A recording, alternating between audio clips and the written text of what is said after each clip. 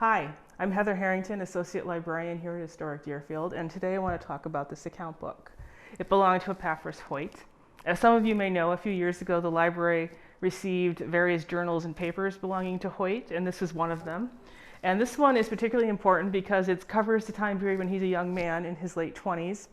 The other books that we have for him are mostly the time period when in his 60s or later, so this is one of the few places where we can tell what he's like as a younger man. The book tells us that he's involved in various dances and assemblies, and that he worked as a surveyor, a tutor, a teacher, and doing various other small jobs around town. So he's a very busy young man. But this particular entry that's most interesting to me is the one dated July 14th, 1791.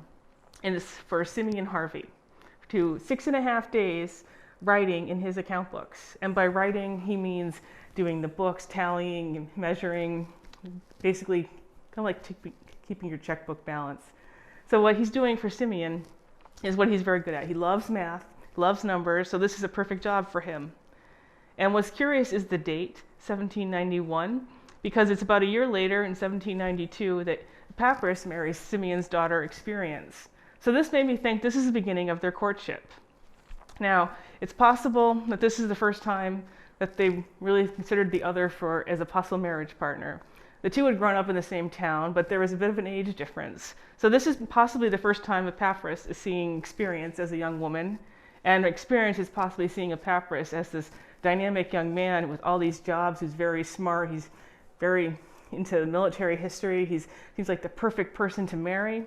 And the other possibility is that the two of them are already courting, and this is Epaphras' way of showing her father, Simeon, that he's a good provider, he can take care of his family, that he's very smart, he's very dedicated, he has a lot of jobs. And I personally like to think the explanation is this is Epaphras' attempt to woo her with his math skills.